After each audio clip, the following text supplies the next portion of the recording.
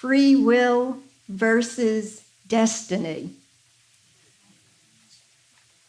Both. It's a both and, not an either or. I'll give you two examples. One, a dog is tethered to a peg by a rope. The area in which the dog can function is determined by the length of the rope and where exactly the peg is, right? That's his destiny, predetermined. But within that area, that dog can bark, dig, sleep, do whatever it wants. Free will. Okay? A farmer has a plot of land. The location of the land, the nature of the soil, the weather conditions, all predetermined. But whether or not that farmer tills the land, plants seeds, weeds, fertilizes, cultivates and tends those plants, or just lets the land lie fallow, self-effort. The two go together. And even what we call destiny is the result of prior effort. In a way, we are the architects of our destiny. The Upanishads, the ancient scripture of India, gives this very beautiful chain reaction. It begins with thought. Everything we experience begins with a thought. We sow a thought, and then we act. So sow a thought, reap an action. If we repeat an action, it becomes a habit. The sum total of our habits define our character. And our character, in turn, determines our destiny. So what does that say? If you look a little more deeply into it, everything we're experiencing in our lives now, our health or illness, prosperity or poverty, happiness or despair, success or failure, all began with a single thought that we chose to cultivate. Millions of thoughts pass through our mind in a given day. At least I'm speaking for my mind. Anyone else? They're just everywhere, and they come cascading through our minds. What matters is, which of those do we choose to cultivate? They're like guests showing up at our doorstep. Do we invite them in? Do we serve them tea? Do we sit and chat with them? Do we invite them back? Or do we say, sorry, not interested, wrong address? That's what makes all the difference. So that's one level of understanding free will and destiny. The great sages and saints speak of a higher level still, in which there is only that higher will. And our free will is given to us to either accept that or rebel against it, resent it, and make our lives miserable accordingly. So we're given free will in order to accept the higher will. It's interesting. It's a different level of understanding. That sort of view conceives the universe as an integrated, choreographed whole. We may see only a small part of it, but in the bigger picture, everything is designed to fit together perfectly, even though it might not match our understanding of what perfect might look like. Swami Satchidananda used to quote one of the saints here in the room, who used to say, "Why worry about anything? Everything has been decided long, long ago."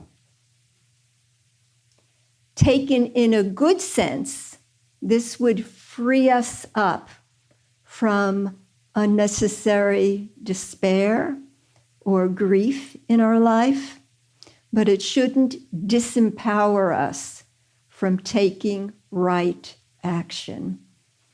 We've all heard the expression, God helps those who help themselves. There's also an Islamic saying that I like, trust in God, but tie up your camel. In other words, we're given certain capacities, make use of them. They're given for a purpose. God isn't somewhere sitting in a corner of the universe pulling strings.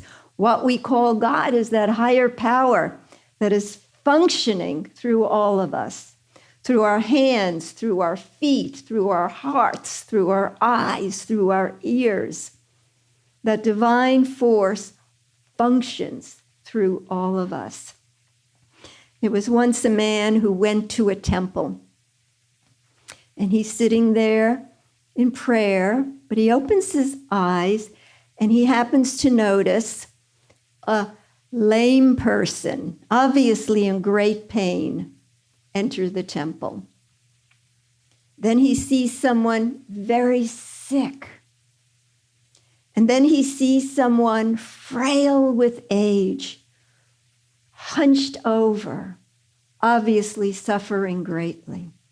So in his compassion, the man looks up to heaven and he calls out and he says, Lord, look at all this suffering.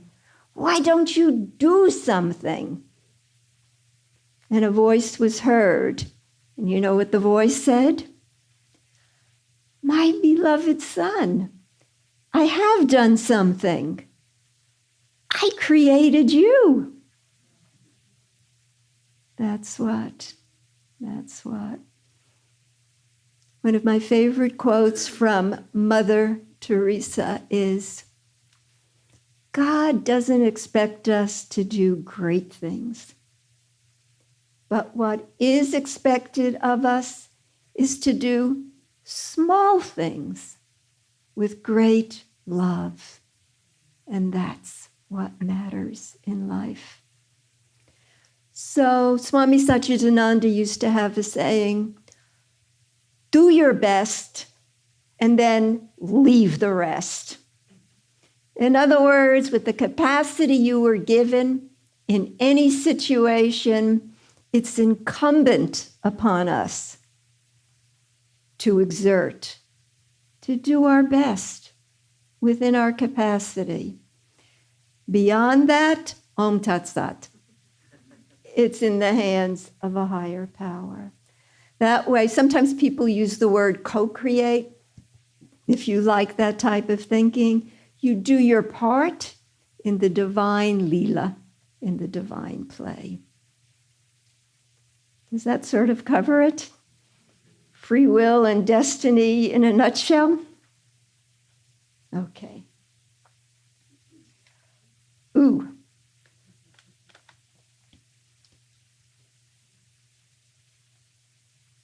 From the sublime to, I'm not sure what to call it. I cannot stop invasive thoughts against Donald Trump.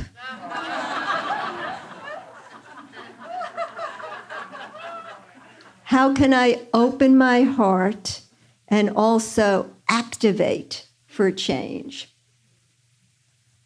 I don't want to take a particular political position here because everyone is entitled to their own perspective. And I'd say our country and our world is polarized today so much that what I think is needed most of all is open-mindedness, compassion overflowing, and ways to come together harmoniously, to come to good solutions. The Reverend Martin Luther King once said, "We will either learn to live together as brothers," I will add brothers and sisters, "or we will perish together as fools." That's the truth of it. So I'm going to give 2 ways to address this particular question.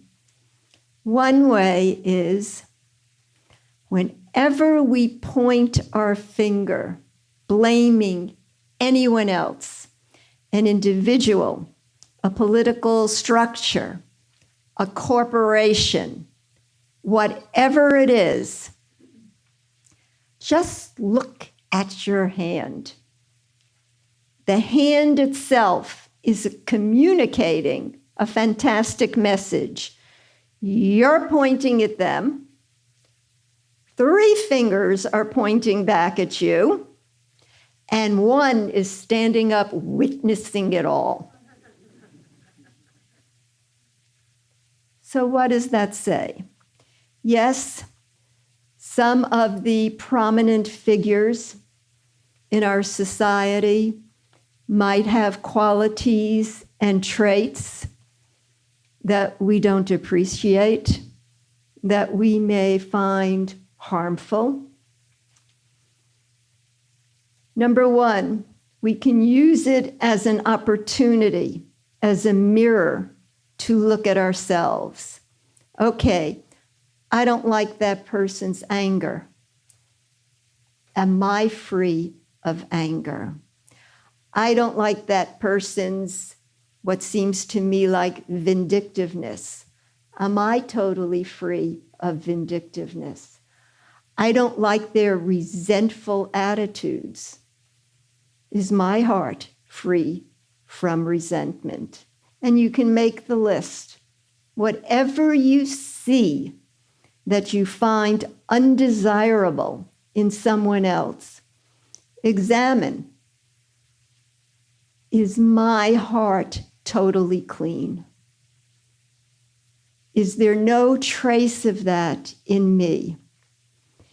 If there is, we are contributing to that energy in the world.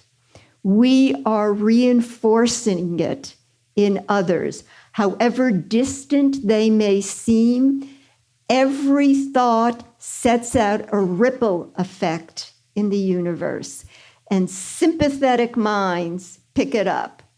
Sympathetic evil in your own heart, you can say, is picked up by the evil in others' hearts. Sympathetic nobility in your heart will cause that to resonate in other receptive hearts. Whatever we see in the world, we are part of the world. And what we see is how the world functioning now is really an expression of our collective consciousness. If we don't like what we see, we can't always change the other person, or as individuals, single-handedly change the political system, or stop some corporations, drug companies, Monsanto, whatever your issue may be. We may not be able to stop them from doing the harm that we perceive, But there's one thing we and we alone can change. This guy here. So, my approach is, instead of feeling anger, despair, or helplessness about things we can't change, let's focus our attention on that which we and we alone can change. And don't think what you do is small. It doesn't matter if you're in a little corner somewhere and no one knows that you're working to free yourself of anger or something. Every step in that direction helps to transform this world on the path of goodness. The world is all of us put together. Each one of us contributes to it. Does that make sense to people? I once read somewhere where Swami Shivananda said, every noble thought that you have goes on vibrating every atom of the universe forever. Now that gives one pause to think before you think. Everything you thought is still out there vibrating the universe, affecting every other particle in the universe. So, we want to see change. This is where it begins.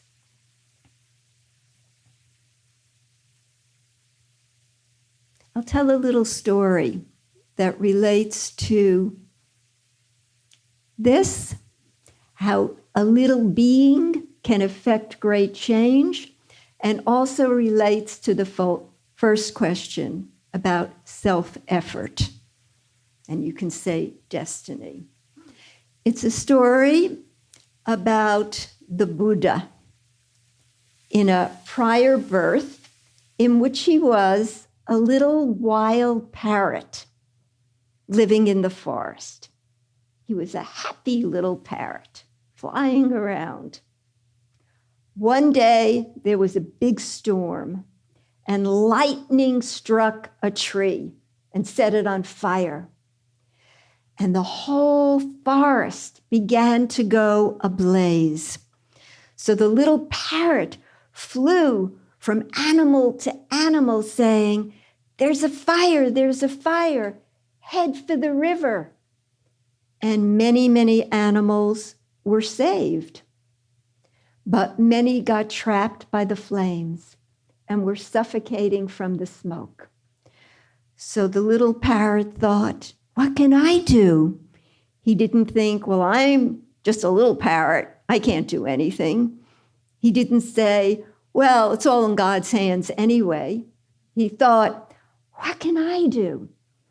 And the little parrot flew to the river, immersed himself, got a few precious drops of water, flew to the center of the flame and did a little thing like this, and those precious drops fell onto the flame.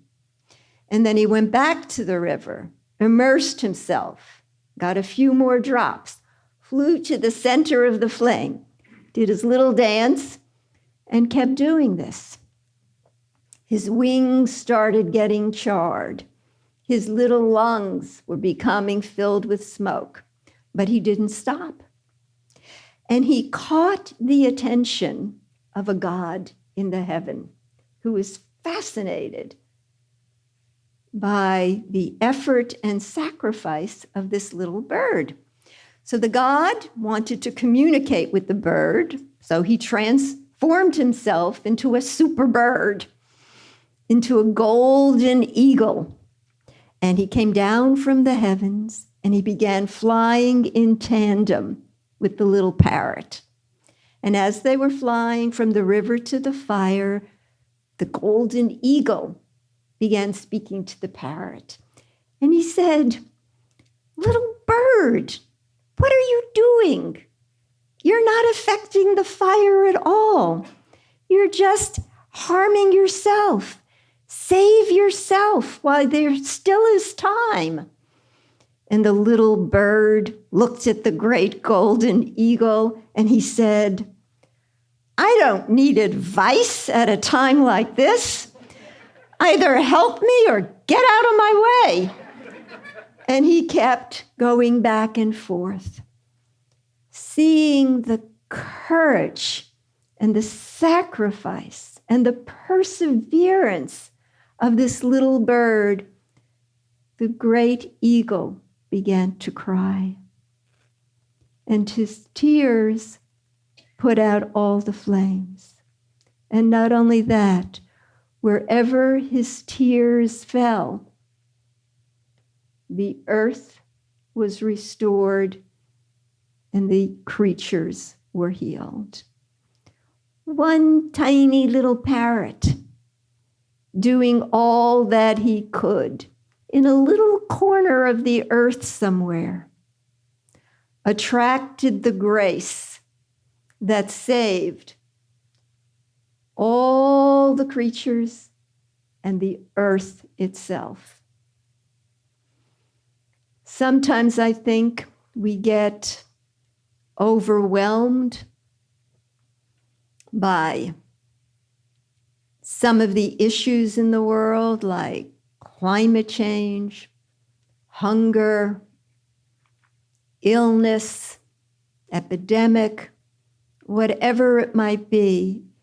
And we do what we can, but we think, is it really accomplishing anything?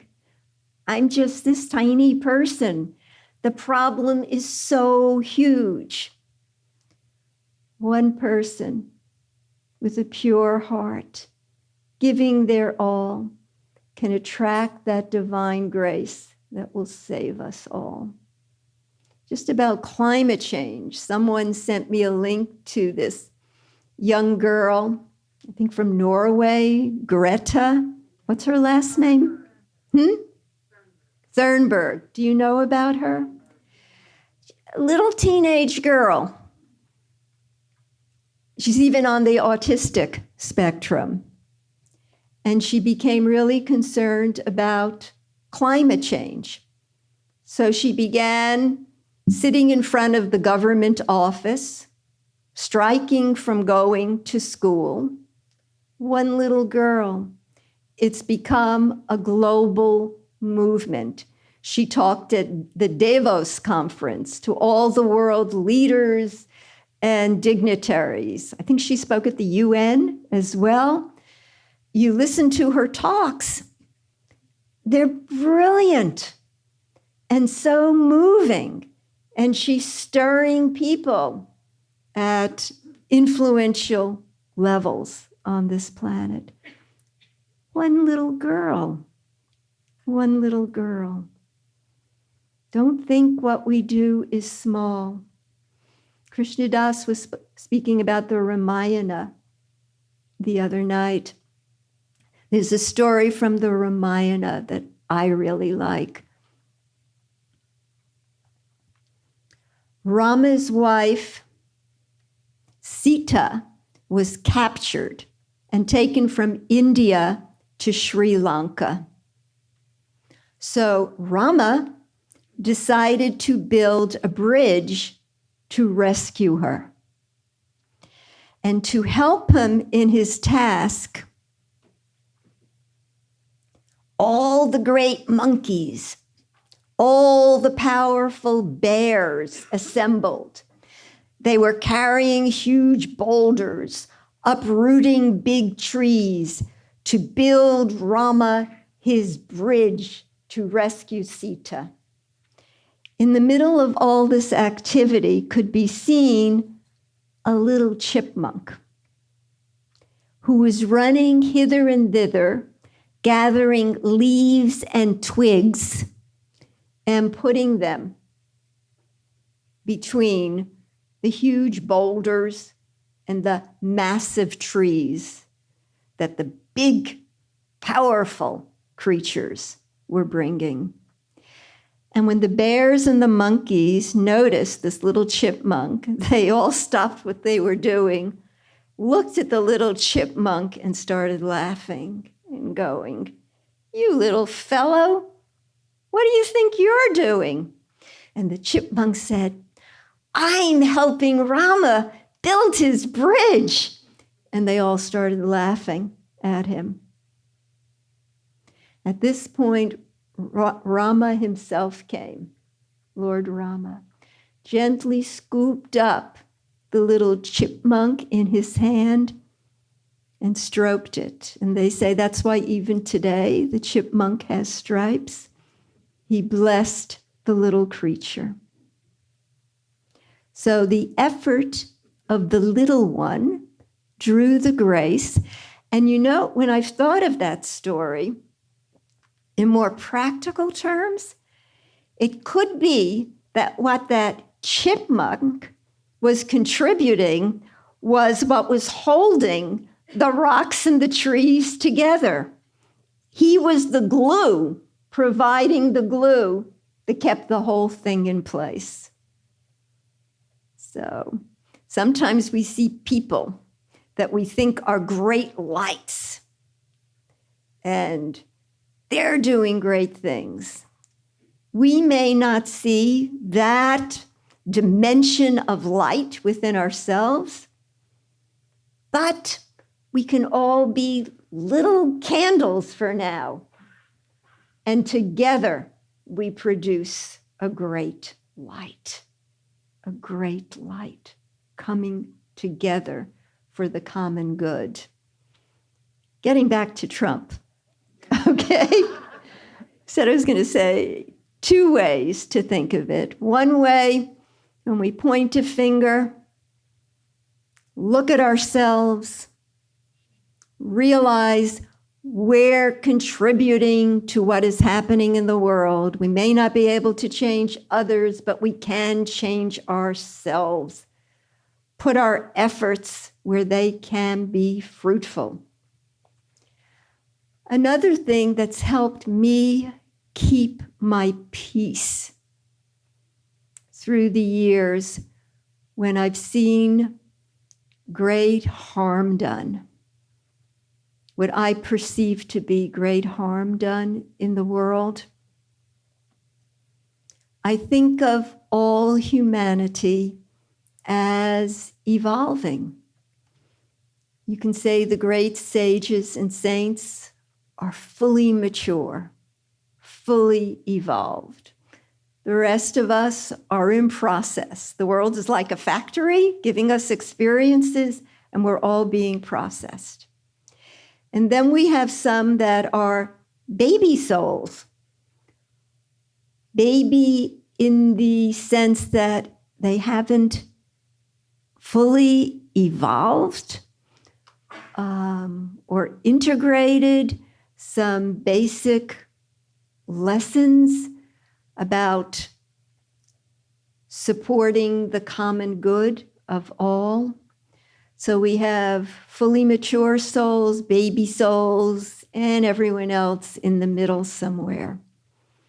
So think of a baby. Imagine you have a baby. You come into the nursery one day, and the baby has had a bowel movement and decided this is a new toy to play with. So the baby has picked it up, rubbed it all over itself, smeared it all over the walls. It's everywhere. So you come into this room. What is your reaction? Do you go, "Evil baby, wicked baby, I hate you, baby. You're a bad, bad baby. You shouldn't even be here, baby. We don't need babies like you in this world"?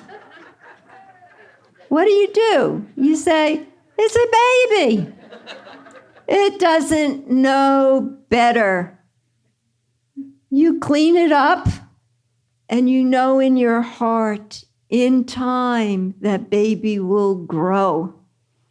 It will learn lessons. It won't do that anymore. So if you take the big picture, the long view, when you see that type of thing in the world that really causes you concern or alarm, rather than it triggering reactivity and negativity, which just puts that out and increases the problem, exacerbates it. For me, sometimes it's helpful to think, baby souls, they need time to grow and learn. I think as spiritual seekers, it's incumbent on all of us to have a belief system, find a way of understanding the world so that we can retain our peace. Because when the mind is established in peace, it becomes like a beautiful, calm, clear lake. And you can see through those waters to experience the truth of who you are, the divine presence at the very core of your being. If the mind is agitated, you can't experience that within you. All you see are the waves and the colors and the muddiness of the mind. So find a way to keep the mind peaceful. Experience that higher peace, your own true nature, and then established in that, walk in the world embodying peace and helping others to find that as well. That to me is a solution. A lot of what we try to do sometimes is like flailing in a state of confusion and unknowing. Better to act from a place of centeredness, established in peace. And then according to your capacity, do your little part. And who knows, you may be the one to trigger that outpouring of grace. We never know. We never know. Sometimes we think, oh, it's the people we think are great.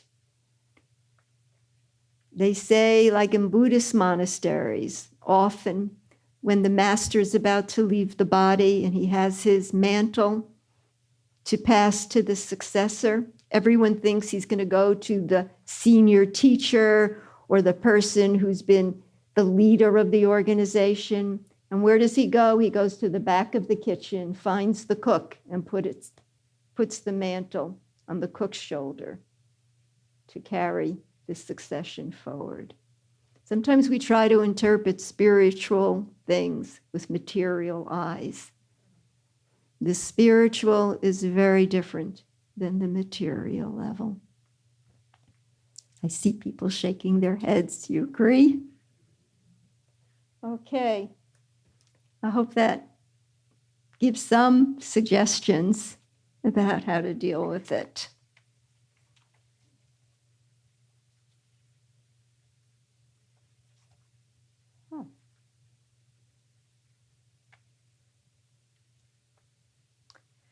Please discuss the gift of grief. And there's a quote from Aeschylus.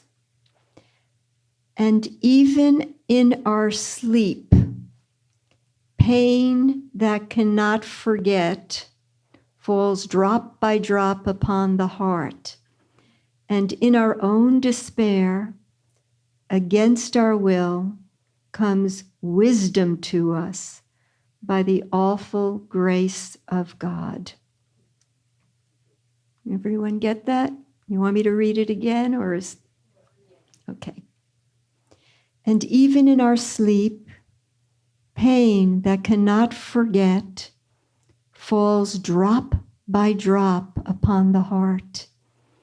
And in our own despair, against our will, comes wisdom to us by the awful grace of God.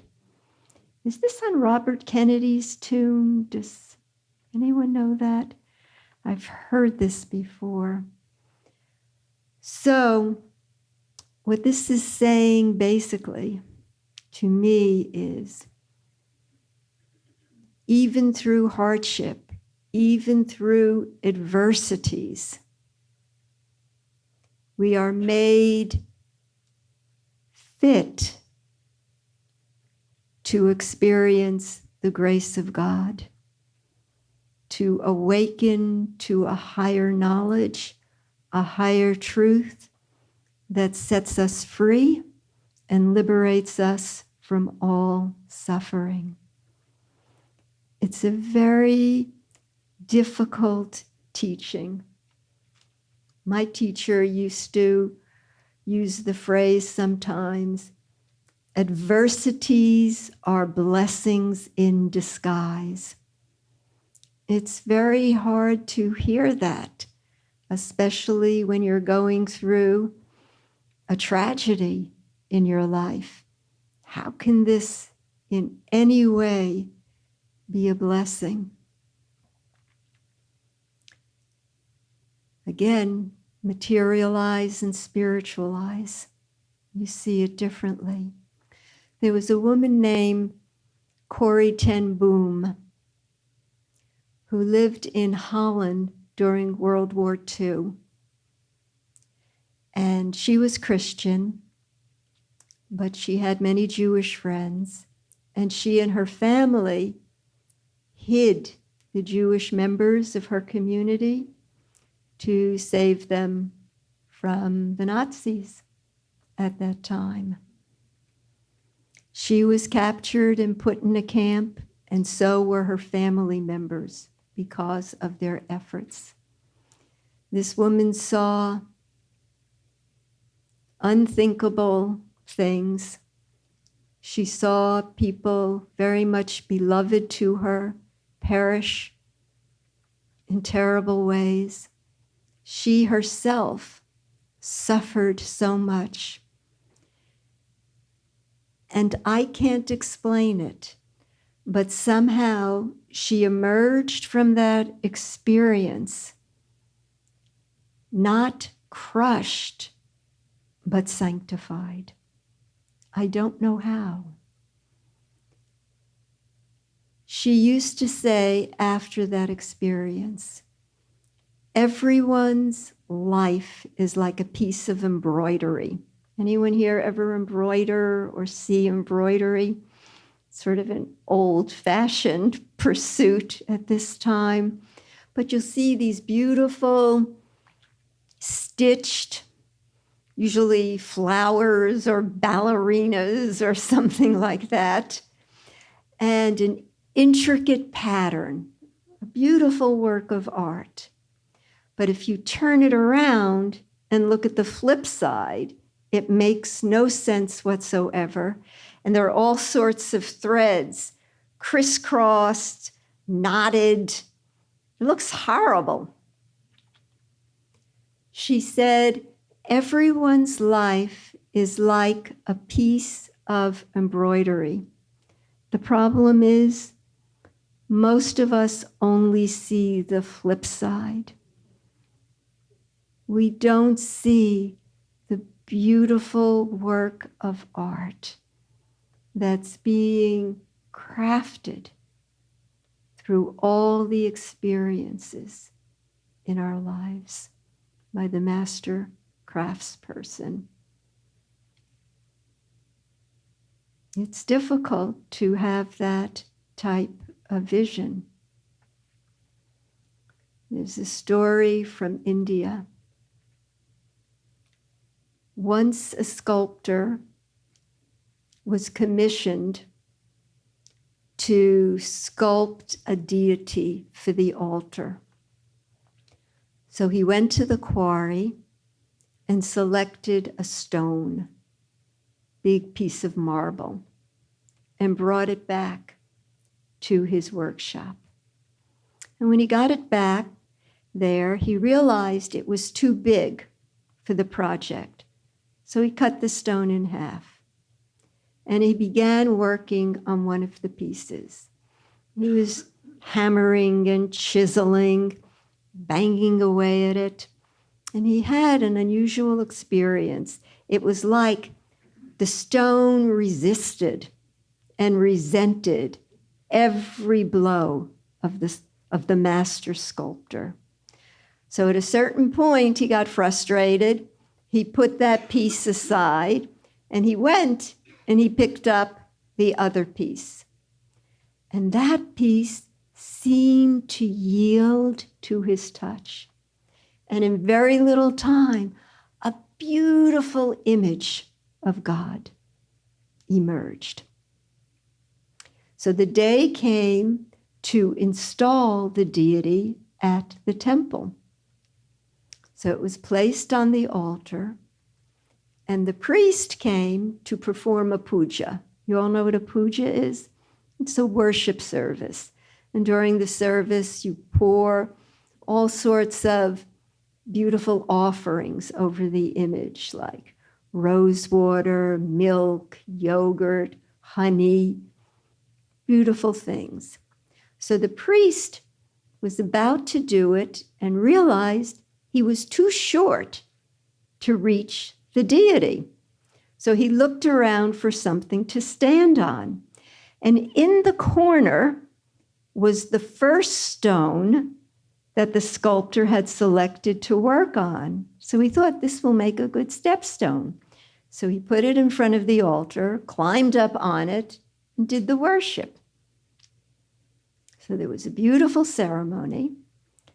Then, at the end of the day, after everyone had left, a conversation happened between the two stones.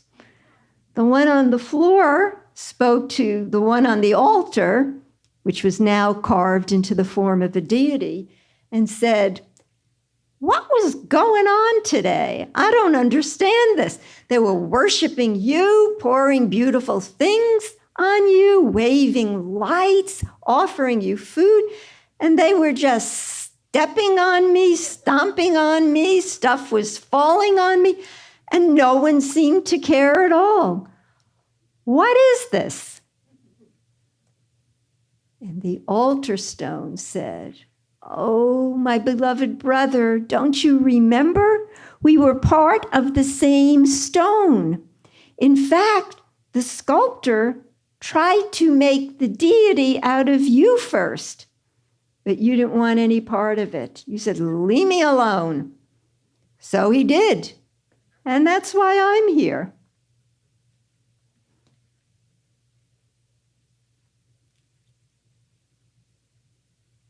We all start off fine. You look at a baby, beautiful. You see the divine shining through that baby.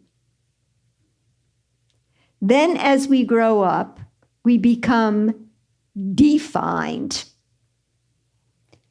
limited by all our identifications, all our attachments, all our preconceptions, all our emotional baggage, whatever, begins to define us.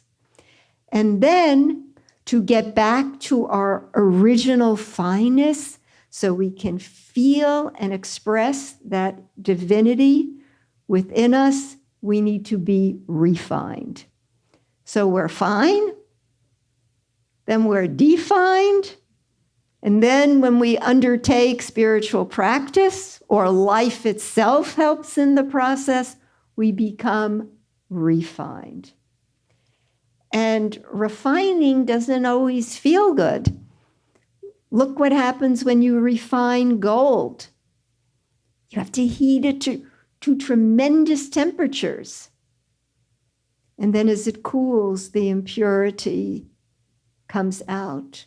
Or take a piece of coal. You want to turn it into a diamond. You don't say, "Oh, coal, please be a diamond." Nothing's going to happen. How do you make that piece of coal a diamond? Tremendous pressure over time. Heat and pressure. refines. In yoga, we have a word tapasya, which means to burn. And it's interpreted as accepting pain as help for purification. If we do good, pleasure comes as a consequence. This is karmic law. If we do harm, pain comes as a consequence. There's no one to blame.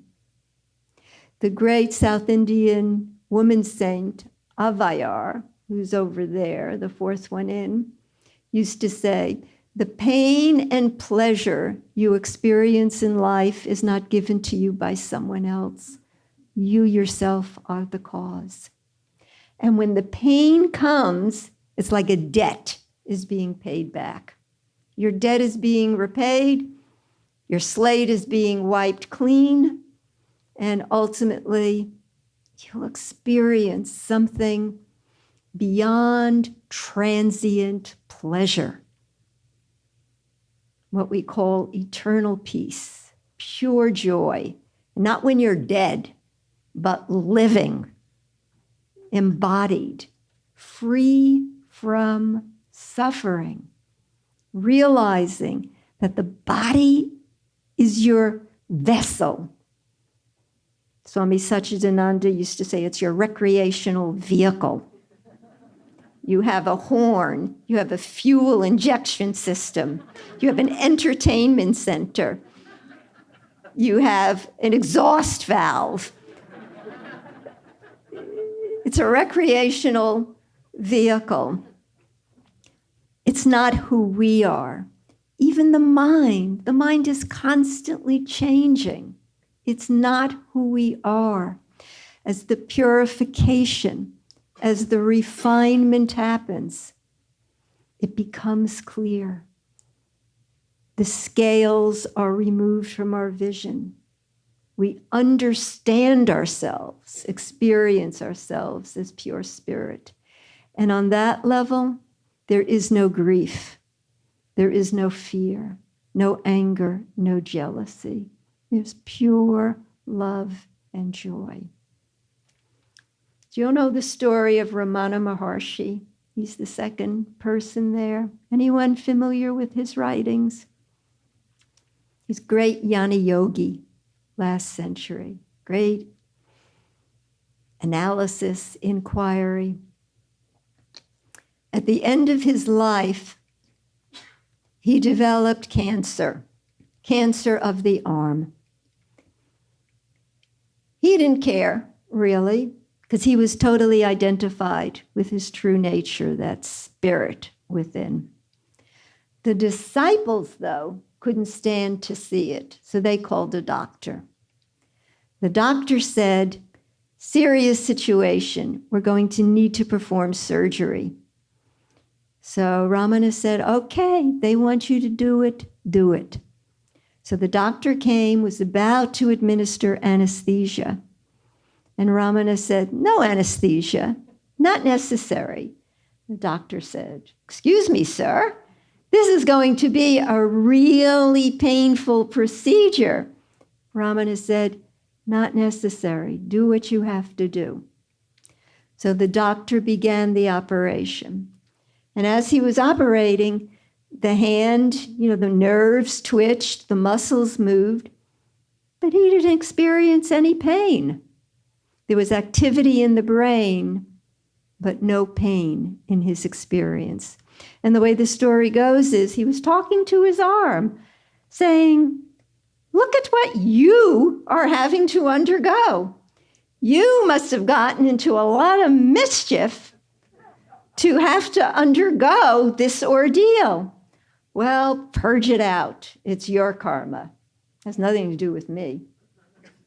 And the thing is, if he could attain that state, we all have the same basic equipment, a body and mind. We can as well, through practice. All spiritual practice, whatever your practice may be, is aimed at that purification, purifying the body, purifying the mind. They're like glass chimneys over the spirit within. If they're curved, crooked, bent, have all different colors on them, you're not going to see that light, that spirit clearly. It will be distorted. If you clean those chimneys, you'll see it clearly and experience that. So, hatha yoga, good exercise, good diet, they're all like soaps to clean the body. Meditation, prayer, chanting, study, self-inquiry, soaps to clean the mind. Everything that we do in the name of spiritual practice, just soap. Cleaning tools, refining tools. Does that make sense to everyone? Okay, here's one final question. How do I love and nothing else? I think that's very profound. Once you love, you don't need to do anything else. How do I love? Just love. Just love. Affirm it, cultivate it, practice it. There's a very simple yogic technique to help us develop any quality that we want and overcome any negative quality we don't want. This in Raja Yoga is called the practice of Pratipaksha Bhavana. When there's an undesirable quality, don't try to push it away. You'll only energize it by your pushing. Instead, think of the opposite good quality you'd like to have. So let's say love. Maybe the opposite is hatred. Do you all know the alternate nostril breathing? Very basic technique. You do 3-part deep breathing, plus you alternate the nostrils. So you exhale through one, inhale, switch. Exhale, inhale, switch. You just continue like that. The technique involves, when you inhale, visualize you're drawing that positive quality into you from an infinite cosmic source. Feel like it's filling every atom, every cell, every tissue, every organ, every brain cell of your being. When you exhale, feel like the negative is leaving with the breath. Very simple, very mechanical, but extremely powerful. You're combining prana through the breath, cosmic energy, with concentrated thought. It is the most powerful combination in the world. With that combination, you can accomplish anything. You do it 5 to 10 minutes every day, twice a day. Within a month, you'll see a shift. If it's a small problem, you can totally eradicate it. But even deep-rooted problems can be rooted out through this technique. It might take time, but it's infallible. It's infallible. And if you don't want to do this fancy thing, this sort of harmonizes right and left brain, so it has an extra benefit by just deep breathing. Just breathe in love, breathe out hate. Powerful, powerful, powerful. I'll tell you about a friend that I know who did something similar. She was a woman, I met her about 20 years ago at a friend's wedding in Hawaii. And we got to talking, and she said, "Would you like to know my story?" I said, "I'd love to hear your story." And she said, "Well, about 20 years prior, when she was a young woman, she was diagnosed with terminal liver cancer. It's either her father or her uncle had died of it, so there may have been a family propensity. They had exhausted standard treatments, and they were about to perform an experimental protocol on her because there was nothing more they could do. So she's prepped for the procedure. She's wearing her little robe, with the ribbon in the back to tie it. She's lying on a gurney. And in that situation, she began to reflect. And she thought to herself, I may die of this, but I do not want to die like this. So she planned her escape because she knew they would never discharge her. They'd probably think she was having a panic attack. They would sedate her and try to calm her down. So she clutched her little gown together behind her, ran to a phone booth, because it was back in the day of phone booths, and she called a cab, and she hid out in the lobby because she didn't want anyone to find her. When she saw the cab, she made her escape. She left the hospital. She was able to get a cabin somewhere in a very natural setting, and friends helped her. They brought her vegetable broth and steamed vegetables every day. That's what all she ate. And she just lay there. She had no strength to do anything. So she drank her broth, she ate her vegetables, and she lay there. And then one day the idea came to her. She was going to fill herself with forgiveness and release anger. So it's Pratipakshibhavana. Fill herself with forgiveness, release anger. And that's all she did. She lay in bed all day, filling with forgiveness, releasing anger. If you know anything about Ayurveda or Chinese medicine, different negative emotions are associated with particular organs. What is associated with anger? The liver.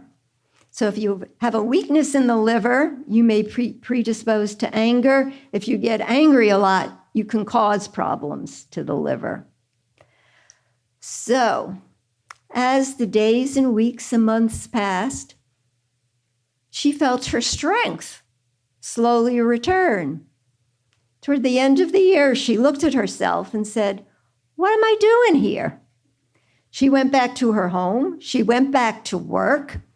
I met her 20 years after that, one of the most beautiful, dynamic, energetic people I ever met. Pratipakshibhavana, the power of the mind, the power of the mind. If you go down to Lotus, there are quotes by the altars in the upper sanctuary.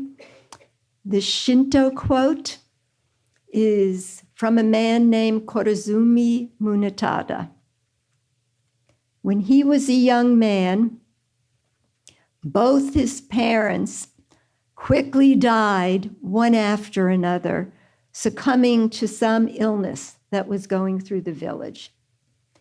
He was so overwhelmed with grief, this ties into the other question, he fell into such deep despair that he developed consumption of the lungs. Another thing, where does depression and despair go? The lungs. So he was being tended to by a doctor. One day the doctor came and said, There's nothing more we can do for you. You should get your affairs in order. You don't have much time left. So, Kurozumi Munatada lay there literally on his deathbed and began reflecting.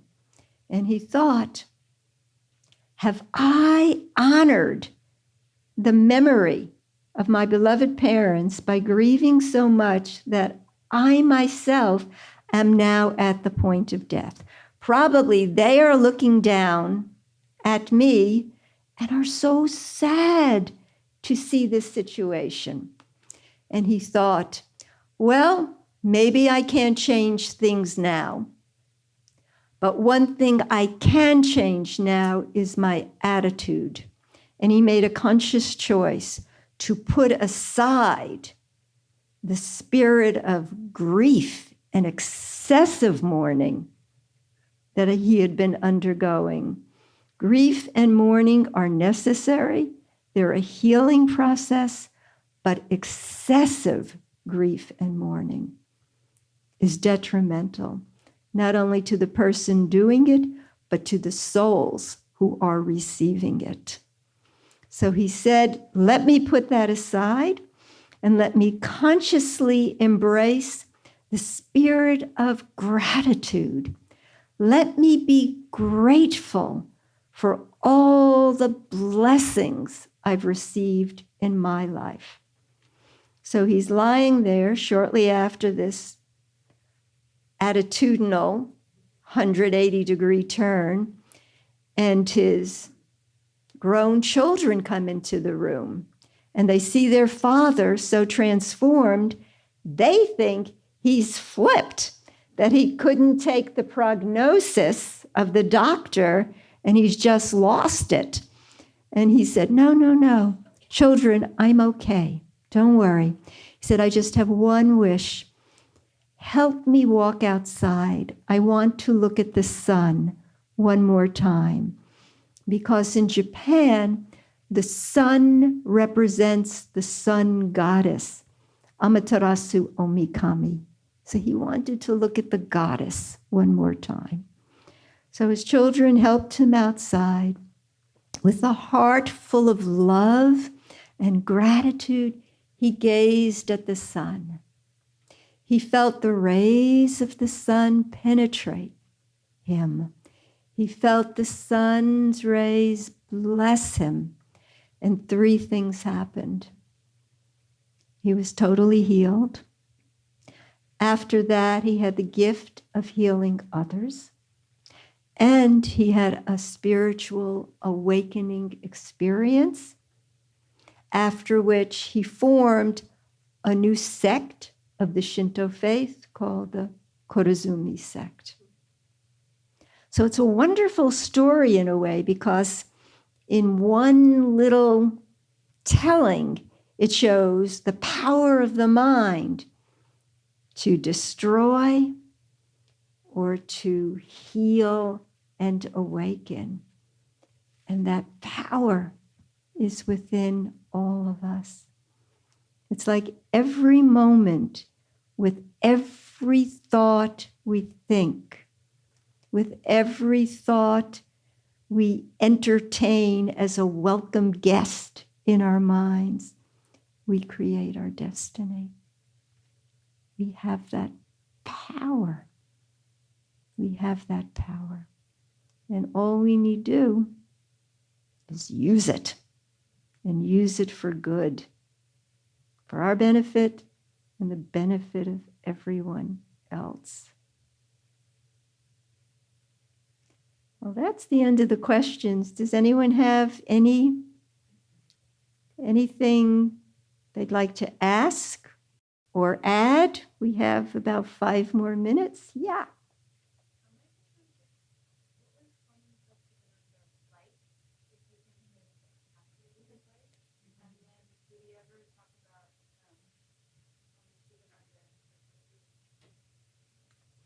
That's a big question. What was Swami Satchidananda like? And did he ever talk about what Swami Shivananda was like? I'll answer the second one first.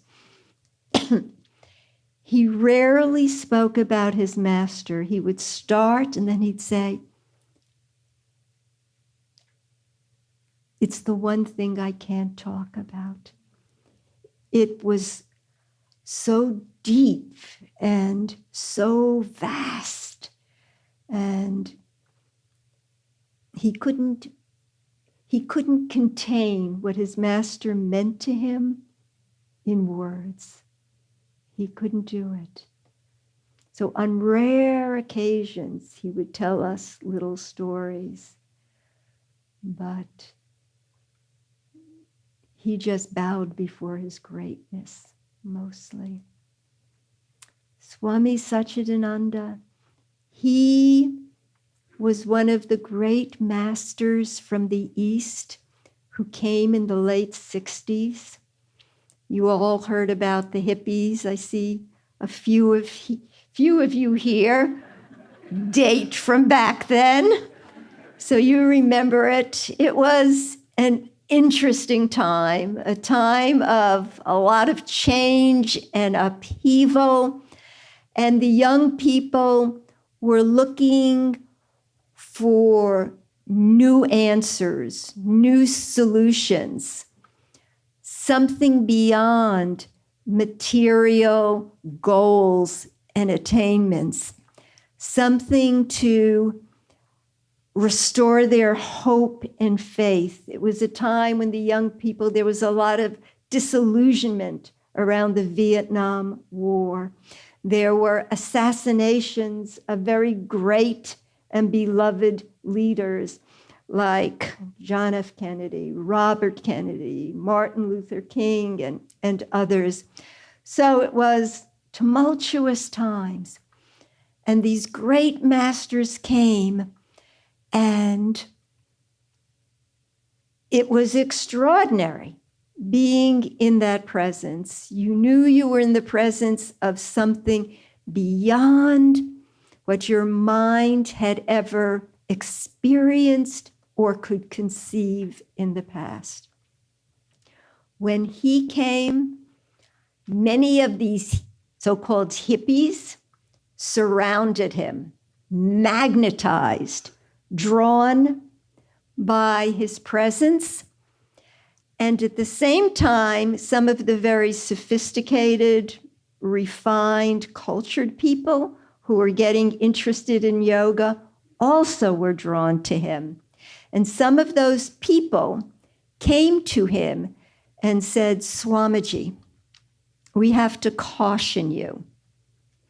If you let yourself be surrounded by and associated with these pigs," because we were a little unkempt,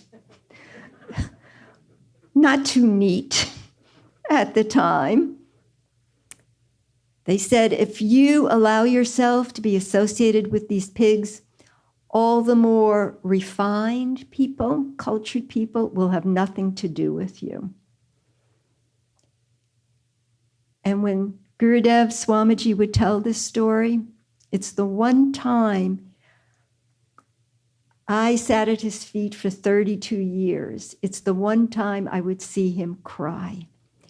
And he would say, "You know, I listened to what they told me.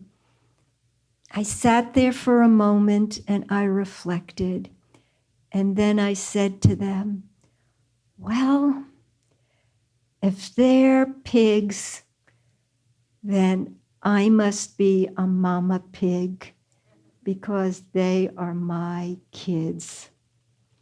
Because again, the spiritual eye and the material eye, he didn't look at the mess that was presenting before him.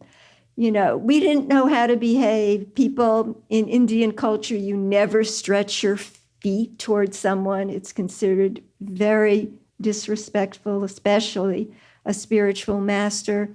We had people would come in, they'd be smoking and go, "Hey, Swami, tell me about this pranayama." What is it good for? That was the sort of level of understanding. That was the starting point. But he saw beyond that. He saw that little light that was flickering in our hearts and the sincerity to know something greater, to experience greater meaning and purpose in life, and the willingness and the sincerity to do what was needed to make that happen, And I'll just share one glimpse of what it was like for many of us being a disciple of his. You had the master on the stage who would give what we call the Dharma talks today, the public teachings. But the thing about Swami Satchidananda was he gathered his disciples somehow from all over the globe. He attracted them, he found them, he inspired them. And somehow, through his love for us and our love for him, we became a global family, closely connected. So you had the public guru. He traveled all over the world all the time. His guidance, his blessings, his grace were sought by thousands of people. But it was my experience, this little seeker beginning on the path, whenever I really needed him and called him, he was immediately on the phone to give guidance. I don't know how it happened, but whenever that need was there, he was there for me. And it was like this. You would tell him your plight. It could be physical, mental, emotional, family, financial. It could be anything. And it might seem to you like it was at the end of the world, and it was so convoluted and complicated, and you felt crushed under the weight of whatever it was, and you saw no way out. You would tell it all to him, and then there would be silence. And after the silence, you'd hear this one sound. He would just go, And it was like the sound of divine comprehension and dispensation. And you knew, once you heard that sound, everything was going to be okay, no matter what the outcome on the material plane. And even that would be mitigated tremendously. But everything was okay. He had the capacity with a touch, a look, a word to heal the most troubled heart and to lift what might feel like the heaviest burden. He had that capacity. So it's a blessing to be in the presence. But for me, and I'd say for many others, the presence doesn't end with the passing of the body. Instead of having a limited physical body, the guru takes on an unlimited body, unfettered by physical restraints, and that guidance and grace is accessible to this day. And many, many, many people experience it. And the link that enables us to hook up is simply faith. If we have faith, my favorite quote from the Bible, if you have faith the size of a mustard seed, you can say to the mountain, "Come hither," and it will come. Most people end the quote there, but the quote goes on. It says, and nothing will be impossible to you. And it's not impossible because through your faith, you hook up with something beyond your limited capacity. And the power, the energy, the grace of the universe flows to you and through you to accomplish what is necessary. Thank you.